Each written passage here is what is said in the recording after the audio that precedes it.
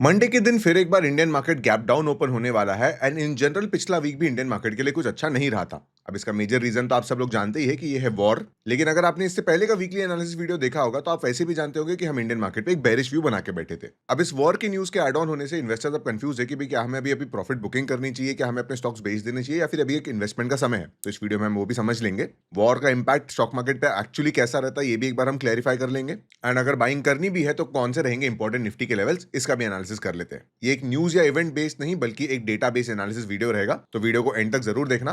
क्या हालचाल इन्वेस्टर्स, मेरा नाम है गोरख शर्मा, एक स्टॉक मार्केट एनालिस्ट और आप देखना शुरू कर चुके हैं weekly analysis video with the doji.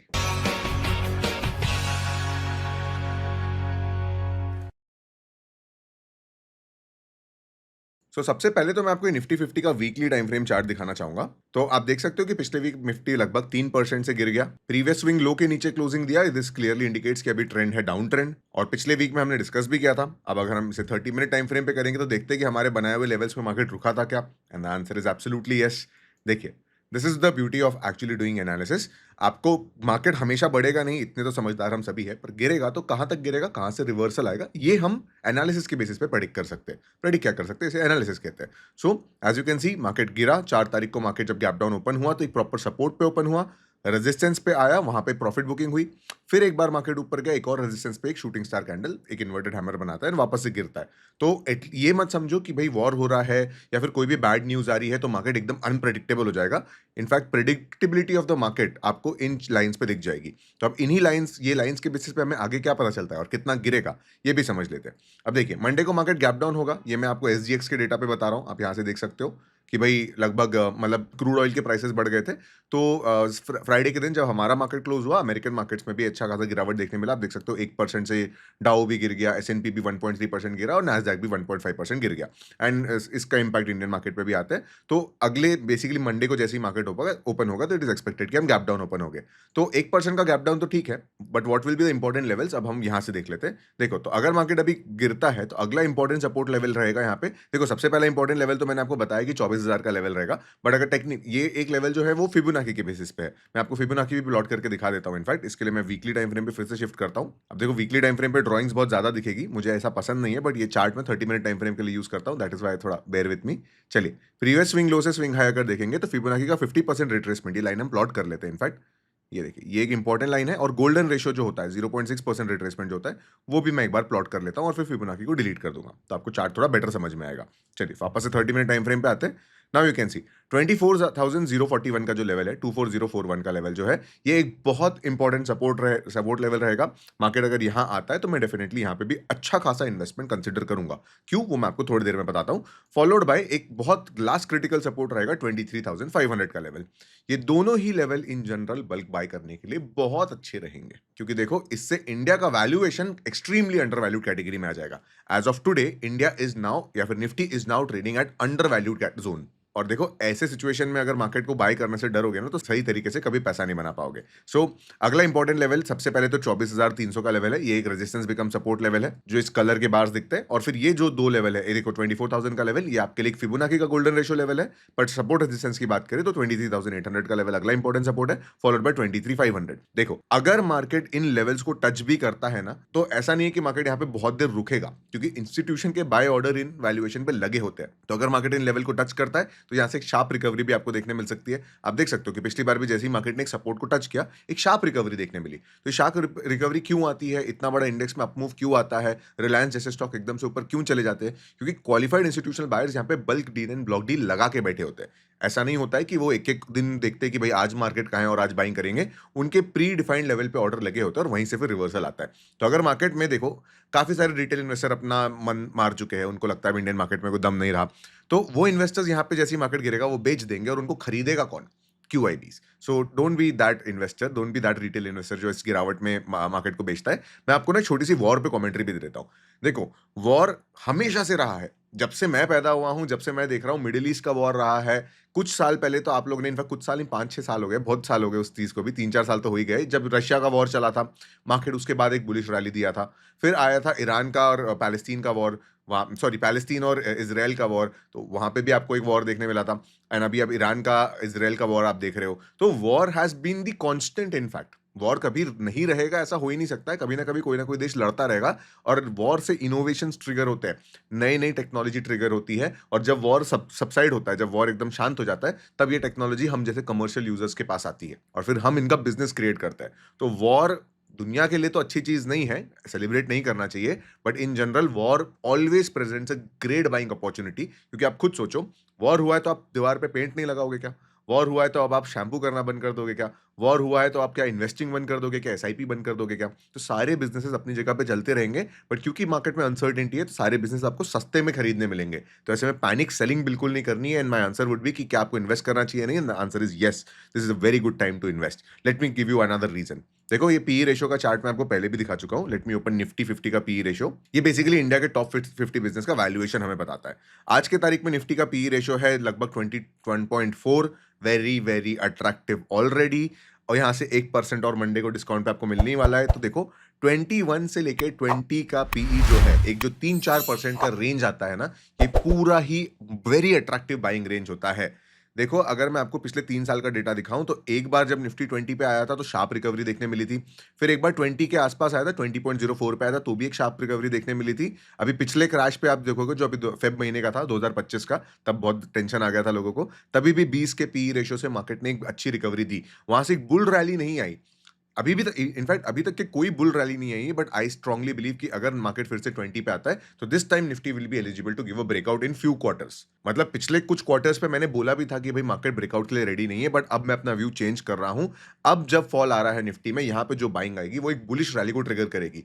क्या हम सीधा 30,000 पहुंच जाएंगे? नो, उसका एनालिसिस हम आगे करेंगे, बट हाँ 27,000 से लेकर 28,000 के लेवल्स क्लियरली ओपन हो जाएंगे अगर अभी मार्केट 20 के पी पे हमको मिलता है।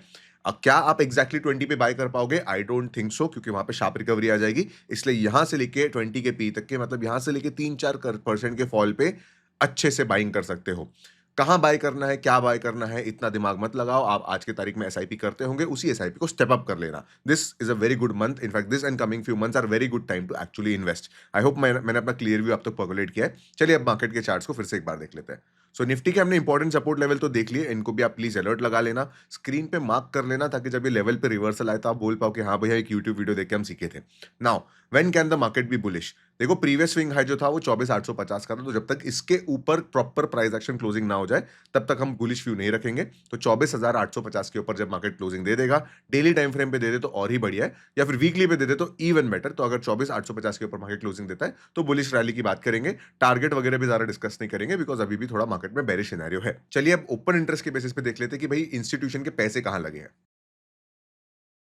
सो ओपन इंटरेस्ट एनालिसिस हमें ये बताता है कि भाई एफआईआई, डीआईआई या बेसिकली जो एचएनआई जो होते हैं, जिनका बहुत पैसा होता है, उनके पैसे किस स्ट्राइक प्राइस पे रखे हैं। स्ट्राइक प्राइस क्या होता है? निफ्टी के इंपॉर्टेंट लेवल्स। और ओपन इंटरेस्ट क्या होता है? इनकी ऑप्शन सेलर्स की open position. Option sellers basically ज्यादा पैसे वाले लोग होते हैं, इनके पास कैपिटल ज्यादा होता है। एक लॉट लगभग 2 लाख रुपए का होता है, तो आप खुद सोचो कि 2-2 लाख के, जब 2-2 लाख का ओपन इंटरेस्ट है तो कितना पैसा लगा होगा। दैट इज वाई हम ओआई एनालिसिस करते हैं। अब नेक्स्ट वीकली एक्सपायरी की बात करें तो सबसे ज्यादा ओआई 26,000 के ऊपर में। ये लोग सस्ता पैसा, ये लोग फ्री का पैसा बनाना चाहते हैं बेसिकली। 26,000 के ऊपर तो अगले वीक में मार्केट जाएगा नहीं, तो जितना भी प्रीमियम होगा इन लोग को जीरो तक जाते हुए मिलेगा। तो कॉल ओआई पे आपको प्रॉफिट, इन लोग को प्रॉफिट होने वाला है। नाउ नेक्स्ट अगर हम देखेंगे तो सबसे इमीडिएट रेजिस्टेंस 25,000 के लेवल पे, ये भी अभी काफी दूर है। मंडे को ही इन लोग का सीधा ओपन होते से प्रॉफिट हो जाएगा। लेकिन अगर हम सपोर्ट की बात करें तो 24,000 पे एक ज्यादा ओपन इंटरेस्ट है पुट साइड का। एंड ओवरऑल देखोगे तो पुट ओआई बहुत वीक है, मतलब कोई भी बुलिश व्यू नहीं रख रहा है हमारे मार्केट पे। मंथली टाइम फ्रेम पे अगर बात करें कि भाई महीने भर का कैसा ओआई है, पिछले वीक ये डेवलप नहीं हुआ था, इस वीक ये डेवलप हो गया है। तो 24,500 पे एक स्ट्रॉन्ग पुट ओआई है, ये लेवल थोड़ा इंपॉर्टेंट होना चाहिए। 24,000 एंड 25,000 दोनों लेवल पे नॉन डायरेक्शनल ऑर्डर भी लगे हुए हैं। तो ये जितने भी कॉल और पुट दोनों सेल करके बैठे स्ट्रैडल वाले लोग ना, इनको भी काफी लॉस हो जाएगा अगर मार्केट ज्यादा डायरेक्शन ले लेता है। मंडे को मोस्ट लाइकली मार्केट एक डायरेक्शन देगा, तो ये लोग को भी अपनी पोजीशन काटनी पड़ेगी। सबसे बड़े सपोर्ट की बात करी जाए मंथली टाइम फ्रेम पे भी, तो 24,000 का लेवल है। तो 24,000 पे फिबोनाची रिट्रेसमेंट भी आ रहा है, वहां पे निफ्टी का वैल्यूएशन भी एकदम अंडर वैल्यूड हो जाएगा, और ओआई भी है। मतलब 24,000 का लेवल होल्ड होना चाहिए। नहीं भी अगर होता है तो अगला सपोर्ट इन्होंने 23,500 पे रखा है, which is also a very important level. अब होगा क्या? मंडे के दिन में ना इनमें से काफी पुट वालों का, पुट सेलर्स का लॉस हो जाएगा, तो ये अपने पोजीशन को रोल ओवर करेंगे, बेसिकली आगे शिफ्ट करेंगे। तो हो सकता है तब आपको 23,500 का ओआई बढ़ते दिखे। बट एनीवेज इसे हम नेक्स्ट वीक ट्रैक करेंगे। अब देख लेते हैं कि फ्यूचर इंडेक्स पे एफआईआई की कैसी पोजीशन है। So no surprises here. Friday के दिन पे एफआईआई का ओआई पिछले वीक से भी बदतर हो गया है। पिछले वीक हम 18% लॉन्ग पोजीशन पे थे, इस वीक हम 13% लॉन्ग पोजीशन पे, and they are 87% short on Indian future index. आपको मैं कई बार बता चुका हूं, अगर एफआईआई का लॉन्ग पोजीशन 30 से ऊपर टॉपल होता है तो हम एक बेटर मार्केट कंडीशन में होते हैं, और 50 से ऊपर होता है तो बुलिश कंडीशन में होते हैं। एज ऑफ टुडे ये एक्सट्रीमली बेरिश कैटेगरी में आता है, तो अभी हम बिल्कुल भी बुलिश व्यू नहीं रखेंगे। इन्वेस्टमेंट के लिए अच्छा है, लेकिन शॉर्ट टर्म ट्रेडर्स, ये बेसिकली ये जो ओआई डेटा होता है और 30 मिनट टाइम फ्रेम डेटा होता है ना, ये ट्रेडर्स के लिए मैं शेयर करता हूँ। तो ट्रेडर्स को पता होना चाहिए कि किस डायरेक्शन की व्यू रखना है। अगर आपने मेरा फ्री टेलीग्राम ट्रैक भी किया होगा तो आपने देखा होगा कि जब जब मार्केट नीचे गया मैंने इन्वेस्ट किया है पिछले वीक में, और जब जब मार्केट ने एक अपवर्ड रैली दिखाई, एक रिकवरी आई थी, तब मैंने सेलिंग की है। तब मैंने बिल्कुल भी ऐसा नहीं सोचा कि भाई यहाँ पे बाय करना चाहिए, because currently trend is still clearly bearish. सो जब तक कि रिवर्सल नहीं आता, remain bearish. Of course this is for traders. चलिए अब देख लेते हैं कि कैश मार्केट में एफआईआईज ने बाइंग करी कि नहीं करी। Well, no surprises here. पूरे हफ्ता उन्होंने भरपूर सेलिंग की है एफआईआईज ने। पिछले पिछले वीक से जो चालू किया था अभी तक के अच्छी खासी सेलिंग कर रहे हैं। जितना भी उन्होंने छोटा मोटा बीच में बाय किया था सब कुछ उन्होंने बेच दिया है। ओवरऑल देखो, कई लोग मुझे भी अपने टेलीग्राम पे, इंस्टाग्राम पे डीएम करते हैं कि सर आप एफआईआईज को इतना क्यों ट्रैक करते हो, डीआई में कुछ पावर नहीं है क्या, हम भी तो एसआईपी कर रहे हैं। देखो नहीं है, ऑनेस्टली। देखो, अब देखो, एज एन एनालिस्ट मैं आपको ये नहीं सहला सकता कि भाई नहीं डीआईएस बचा लेंगे। DIIs by nature, by default हमेशा ही बाय करते रहेंगे। आप एसआईपी करते रहोगे, आपके एसआईपी को वो बेचते रहेंगे एफआईआईज, एंड एफआईआईज के पास में इनफ वॉल्यूम्स है। वो डेरिवेटिव में भी काम करते हैं तो उनकी वॉल्यूम और 5x से बढ़ जाती है। तो please understand, as long as FIIs don't return to Indian market, as long as Indian market is not attractive to them, for them, तब तक के डोंट बी वेरी बुलिश। ठीक है, अन 20 के पी पे एक्चुअली एफआईआईज आ जाएंगे, क्योंकि उनको पता है कि भाई इतना भी बुरा नहीं है Indian market. In fact we are the fastest growing major economy, right. Although quarterly earnings पे सब डेटा नहीं दिख रहा है, बट ले देखे कोई ना कोई सेक्टर को तो उसका एडवांटेज मिलने ही वाला है। जियोपॉलिटिकली देखे तो इंडिया का पोजीशन अभी फिर से काफी स्ट्रांग दिख रहा है मुझे, एंड हेंस जब अंडर वैल्यूड होता है ना मार्केट, तब एफआईआईज बाइंग करते हैं। इनफैक्ट मैं आपको एक काम करता हूँ, मैंने आपको भी दिखाया था कि फेब महीने में कैसे आपको अंडर वैल्यूड हो गया था मार्केट, फेब 2025 में। तो आप देखिए कि उस समय पे एफआईआईज क्या कर रहे थे। ये देखिए, ये मार्च का महीना है, जब जब मार्केट फेब में अंडर वैल्यूड हो गया होगा, फेब क्लोज हो गया होगा, फिर मार्च में उन्होंने बाइंग की, अप्रैल में बाइंग की, मई में बाइंग की, एंड देन जून में भी बाइंग की। बेसिकली जब मार्केट सस्ता हो जाता है वो बिल्कुल बाय करते हैं, एंड जब मार्केट ओवर वैल्यूड हो जाता है, जब रिटेल इन्वेस्टर सोचते हैं कि भाई अब मार्केट ऊपर जाना चाहिए, तब वो सेलिंग करते हैं। इसलिए इन्वेस्टिंग भी सीखना, या फिर स्पेसिफिकली स्टॉक इन्वेस्टिंग सीखना बहुत जरूरी है। Even if you are a regular SIP person ना, अच्छी बात है, SIP is good, it's not ऐसे लॉन्ग टर्म में अच्छी चीज होती है, लेकिन आप ये भी समझो कि आपकी एसआईपी जब आप खरीदते हो तो कोई तो बेच रहा होगा ना, तो वो क्वालिफाइड बायर्स बेच रहे होते हैं, तो you are basically providing liquidity for them to actually sell you. But anyways, ये थोड़ा डिटेल कॉन्सेप्ट हो गया। अब देख लेते हैं कि कौन से सेक्टर्स मार्केट में किस तरह से परफॉर्म कर रहे हैं। सो सेक्टर्स के बेसिस पे देखा जाए तो पिछले वीक हमारे one of the top sectors PSU bank की बड़ी पिटाई हुई, मेजरली बिकॉज ऑफ एसबीआई। वैसे तो एसबीआई वगैरह काफी गिर गए थे, एंड गैप डाउन भी हुए थे ये। सो नॉट अ प्रॉब्लम, अभी भी ये सेक्टर ठीक ही लग रहा है मुझे। सो क्योंकि देखो, कोई भी सेक्टर हमेशा ऊपर नहीं जाता, तो आपको हायर हाई हायर लो बनते हैं। तो I believe this is the higher low for PSU banking sector. Realty index is bearish. Realty index काफी दिनों से गिर रहा है इस साल का। अगर इस साल में तो खैर देखो 15% से इंडेक्स गिरा, पिछले एक साल के रिटर्न नेगेटिव है। पिछले 365 डेज में नेगेटिव 10% के रिटर्न है। ये थोड़ा एक साइन ऑफ कंसर्न है। बैंक निफ्टी में भी काफी दिनों बाद हमें इतनी पिटाई देखने मिली। आपने देखा होगा आईसीआईसीआई बैंक वगैरह फ्राइडे के दिन कितना गिर गए थे। एचडीएफसी बैंक भी अपने सपोर्ट को टच कर चुका है। सिमिलरली फाइनेंशियल सर्विसेज भी, अगर बैंक गिरते हैं एनबीएफसीज भी गिरते ही है। तो यहाँ पे आपको पिटाई देखने मिली प्राइवेट बैंक्स में, ऑटो में। और कौन से सेक्टर्स मार्केट में अच्छा चले? No doubt defence sector. In fact defence sector को तो मैंने इस पिछले वीडियोस में कवर भी किया था कि कैसे इस साल के लिए इट इज क्वाइट नाइस। लेकिन pharma sector and health care sector भी अब मुझे थोड़ा अच्छा होता हुआ दिख रहा है। देखिए, ईयर के शुरुआत में या फिर इनफैक्ट पिछले कुछ महीनों से मैं आपको बता रहा हूँ कि मेटल एंड पीएसयू अच्छे चल रहे थे, तो वो हमेशा अच्छे नहीं चलेंगे, इसलिए प्रॉफिट बुक करना चाहिए। मैंने किया भी है उसमें से। लेकिन अब आप देखोगे तो अगले सेक्टर कौन सा अच्छा चलेंगे, ये भी आपको पता होना चाहिए कि भाई मेटल्स में पैसा नहीं जाएगा तो कहाँ जाएगा। तो मुझे लग रहा है, अभी भी एनालिसिस पूरा कंप्लीट होने का है, लेकिन फार्मा एंड हेल्थ केयर जो है ना, ये थोड़े बेटर सेक्टर दिख रहे हैं अभी। और देखो, वॉर जैसी सिचुएशन में डिफेंस, फार्मा, एफएमसीजी, ये सारे सेक्टर डिफेंसिव सेक्टर होते हैं। मतलब मारकाट वाले डिफेंसिव नहीं, ये वो सेक्टर होते हैं जो रिगार्डलेस ऑफ वॉर इनके ऊपर में पैसा या खर्चा होता ही रहेगा। तो जब ये अंडर वैल्यूड हो जाते हैं ना, तो इनको कलेक्ट करना चाहिए, एंड आज के तारीख में ये ठीक वैल्यूएशन पे है दोनों ही, health care and pharma. So in sectors पे नजर रखना। अभी भी मैं इनको बुलिश नहीं बोल रहा हूँ, इन पे बस मेरा वॉच रहेगा। आईटी सेक्टर क्योंकि पहले ही गिर गया था, तो पिछले भी कंसोलिडेट किया। मोस्टली टीसीएस हो गया, टीसीएस नहीं, इनफैक्ट एचसीएल हो गया, परसिस्टेंट हो गया, ये अपने सपोर्ट पे आ गए थे, तो इसलिए आईटी इंडेक्स थोड़ा कंसोलिडेट किया।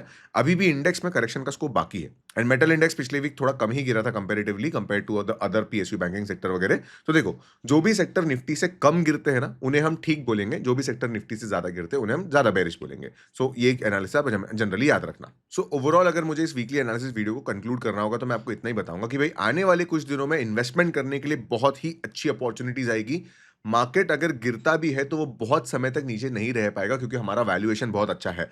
मार्च का महीना आपको इन्वेस्टमेंट अपॉर्चुनिटी देता है तो उसको कंसिडर करना। अगले फाइनेंशियल ईयर के लिए अपनी अच्छी पोजीशन बना के रखना क्योंकि जब बुलिश रैली आएगी तब फिर पकड़ने में नहीं आती है वो रैली, और फिर हमको फोमो होता है। जब एक दिन रैली चली जाती है, 2 दिन चली जाती है, 5-6 दिन जब आप मिस आउट कर जाते हो तो फिर जाके आप टॉप पे खरीदते हो, फिर आपके साथ वो आईआरएफसी जैसा कांड हो जाता है कि भाई एकदम टॉप पे पकड़ लिया, फिर वो स्टॉक गिरने लगते हैं। तो इट इज बेटर कि आप एक अच्छे स्टॉक को जिसका business revenue all time high पे है उसे पकड़ो एंड वैल्यू इन्वेस्टिंग करो। इनफैक्ट आईआरएफसी का मैंने जो नाम लिया है, तो इस स्टॉक का मैंने स्पेसिफिकली एनालिसिस वीडियो भी अभी जस्ट अपलोड किया है, एक दिन पहले ही अपलोड किया था, आप यहां से उसे चेकआउट कर लेना। एनबीएफसीज को लेके, एयूएम को लेके काफी इंटरेस्टिंग डेटा मैंने उसमें शेयर किया है। And that's it for this video. अगर ये वीडियो पसंद आया है तो लाइक करना, यहां तक देखा है तो सब्सक्राइब करना मत भूलना। अगर आपके यूट्यूब पे हाइप का ऑप्शन आता है तो जरूर कंसिडर करना to use it for me. And that's it for this video. I will see you in the next one.